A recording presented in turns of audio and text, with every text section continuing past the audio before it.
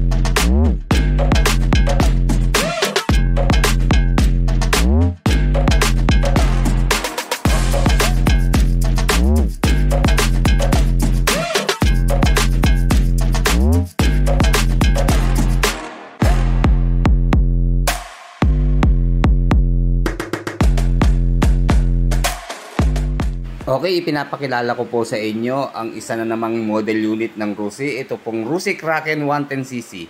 Okay, made in Germany po itong motor na to. Para yung Sprakenheiten Kraken. Ay, joke lang po ha. Made in China pa rin po ito, syempre. Parang nakakahawig siya ng Rosie Plus 150, di ba? Pero meron naman siyang sariling identity. Unang-una sa kanyang decals. Okay, ayan, makikita natin yung ginamit na kulay. Red, white. And then yun lang napansin ko, medyo sumobra ata sa kanyang tatak. Ano? Dito ho sa magkabila, meron na siyang tatak ng Rosie. Dahil sa gitna, meron pa rin. Hanggang dito sa tagiliran. So nasa sa inyo na kung anong diskarte ang gagawin nyo dyan. And then ito yung kanyang emblem na Rosie pa rin. Ayan.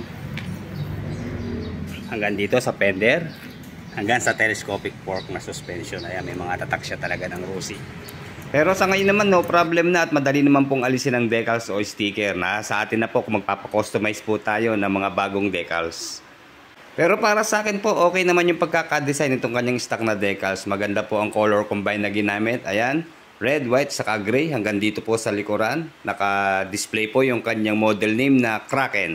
Ayun lang, meron ding tatak yung kanyang seat cover na Rosie. And then na-fake po ako. Akala ko ito ang headlight niya. Kasi ang lapad po pero turning signals po pala to. At ang akala ko, apat na bulb ang ginamit. Pero ano po, reflection lang pala, mirror po yung nasa ilalim. Ito po ang kanyang headlight. And then meron siyang DRL ito sa ibabaw po. Okay din, naka-LED po ang kanyang DRL dito sa taas. And then yung kanyang pinaka main headlight, halogen bulb po ang ginamit. And then dito sa kanyang pinaka mukha po, ayan, meron ditong 2 bolt, kabitan ng ating carrier or basket. Pwede rin ng plate number pag na-implement na sa atin yung paglalagay ng 2 plate number. And then naka-telescopic fork po sa kanyang front suspension. Naka-single disc na meron pong kulay na gold. At dual piston caliper. Yan, terno naman, kulay gold din. And then dito ang nagustuhan ko sa kanya yung kanyang mag wheels, di ba? Napaka-solid. Yan, chrome po ang kulay na meron combined na gray. Alloy po ang gawa nito. Okay, dito sa gulong niya parang pang off-road na rin po yung design. Meron pong sukat na 2.50 by 17 sa kanyang pong gulong. And then yung rim size naman po, meron naman pong sukat na 1.60 by 17. And then tube type pa rin po ito, meaning meron po siyang interior. And then naka twin shock absorber na po dito sa rear suspension. Ayan, kulay gray yung kanyang coil spring. And then meron pong sukat na 2.75 by 17 ng kanyang rear tire. Okay, naka drum naman po sa kanyang rear brake. And then sa muffler naman po niya, maganda ang protection. Fully covered po siya ng heat guard na metal na stainless po. Hanggang dito sa kanyang tip, stainless din ang kanyang cover. And then ayan, kanyang stock na muffler. Hanggang dito po sa kanyang elbow, ay protected siya ng metal pa rin na heat guard. And then all bulb po dito sa kanyang tail light, stop light at turning signals. And then alloy naman po yung kanyang footrest dito po sa back rider. Wala nang rubber para mas maganda rin kakapit sa ating sapatos. And then meron po siyang 800 ml na engine oil capacity. Ganda po ng kulay ng kanyang engine, di ba? Kulay gold na siya. And then ito po yung kanyang kickstart. Ito po yung brake pedal sa rear brake. Bali 4 speed po ang Cruzy Kraken 110cc.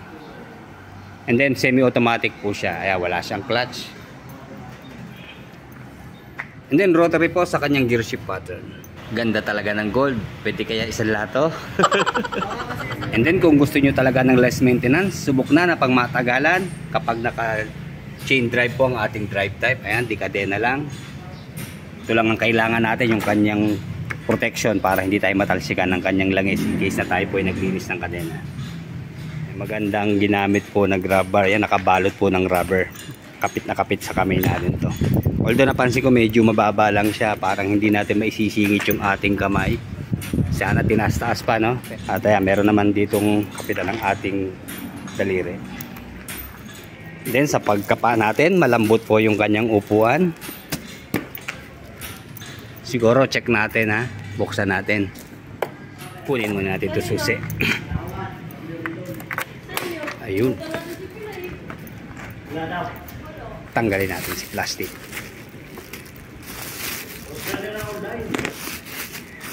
Okay. Medyo makapal naman yung kanyang upholstery dito sa ginamit na cover. And then okay yan, hindi matambok yung kanyang foam dito sa back rider seat. And then meron naman siyang maliit na U-box. Ayan, dito rin nakalagay yung kanyang battery. Malaki po ang space ng battery. Ayan, oh. Then pag nilagyan ng cover, ayan, ito na lang ang ating matitirang compartment. And then meron po siyang 3.9 liters na fuel tank capacity or almost 4 liters na rin. And then sa fuel consumption, 40 kilometers per 1 liter dahil carburetor pa rin po siya. And then sa top speed naman po niya, umaabot po ng 80 to 90 kilometers per hour. And then ito po ang matagal ko nang hinahanap sa isang motorsiklo, yung meron pong carrier, lalo na sa ating mahilig mamalengke, mamili ng kung ano-ano, tamang-tama po to. Maganda ho ito at lalo't meron tayong angkas na bata, patungan ng paa, hindi magagasgas yung ating motorsiklo. At ayan, pag may bibilin tayo mga kakarga, tamang-tama po itong carrier na to. Gawa po siya sa bakal. And then yan, meron pa siyang lalagyan ng cellphone ito, kahit maliit na packet lang, di ba? Malalim mo, tama sa ating cellphone. Check na natin. O di ba? So ito, masyado lang mahaba yung cellphone ko, pero wag lang tayo malulubak ng malalim, hindi yan malalaglag dyan, di ba? Okay, oh, bagay na bagay, lagyan ng cellphone. And then mukhang sulit po tayo dito sa Kraken na, kasi bilhin nyo meron pa rin siyang ano, oh, charging port. Ayan, USB ready na, di ba? Lupit. And then meron pa rin palang extra packet dito sa magkabila, oh. Ngayon ko lang po siya nakita ng maayos, oh. And di ba, lalagyan pa rin ng pero wag tayong maglalagay ng cellphone dito. Sigurado malalaglag po, bababaw po kasi. Siguro ang pwede lang nating lagay dito yung ilang mga maliliit na gamit natin. And then sa kanyang ignition na yan, meron namang secure shutter key para hindi madistrongka yung ating susian o pasukin ng tubig. Meron pong maximum power na 6.0 kilowatts at 7,500 RPM at maximum torque of 8.0 Newton meter at 5,500 RPM. 4-stroke, single cylinder, 2 valve, 110cc displacement, air cooled pa rin po sa kanyang cooling system, and then carburetor type po sa kanyang fuel supply system, and then Euro 3 compliant na po sa kanyang emission control. Okay, sinai-stand muna natin at sasakyan natin, ha, para masukat natin.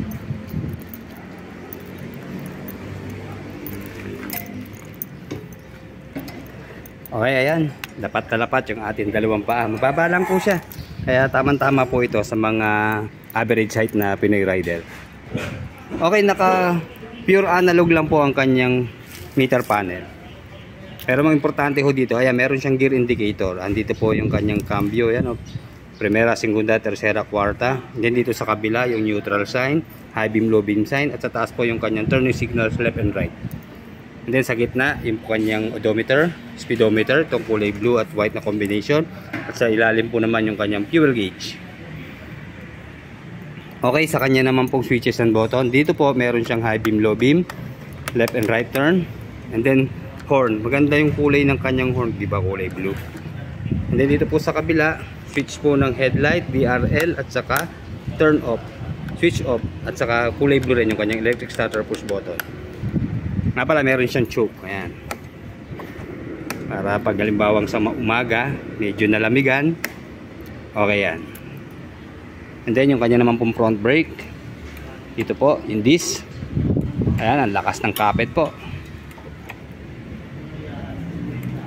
And then yung kanya naman pong brake pedal dito po sa rear. Ayun, medyo malalim po ha. I-adjust lang natin. Drum brake po kasi ito eh. Ayan, mabilis naman i-adjust ang drum brake. And then dito po yung kanyang gear pedal. Ganda sa kanya, di ba? Naka-chrome na kulay. Naka-chrome na yung kanyang kulay, di ba? Ayan, tama-tama lang yung kanyang cambio. Yun ang malupit. Ang sarap po ng kanyang suspension, ang lambot. Nakita nyo, di ba? Sumusunod sa indayon. Kaya kahit malubak tayo ng malakas, no problem.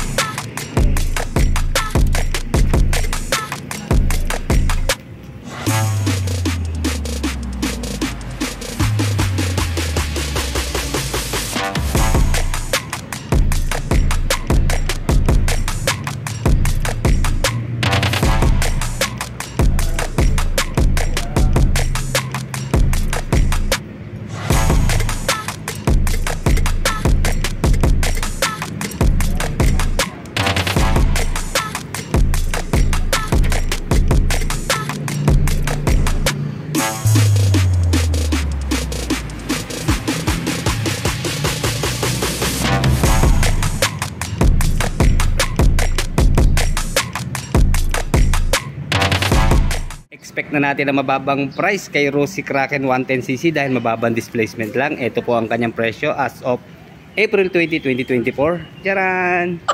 Ang Rossi Kraken 110 po sa cash price ay nasa 41,400. Ayan, biro nyo. Sa halagang 41k, meron ka ng motorsiklo. Okay, sa installment naman, ito naka-promo sila, no down payment. And then sa 3 taon po, 1,855. So magiging 1,555 lang po yan dahil may rebate po siyang 300 pesos. And then sa 24 months po, 2,450. Sa isang taon, 4,245. Ano pang inaantay natin? Ayan, sa mga wala pang motorsiklo, pasyalan nyo lang po dito sa Rossi Santa Cruz, Laguna. Available po sa kulay black at saka combine na red black, white black at saka orange black. Ang Rossi Kraken 110cc.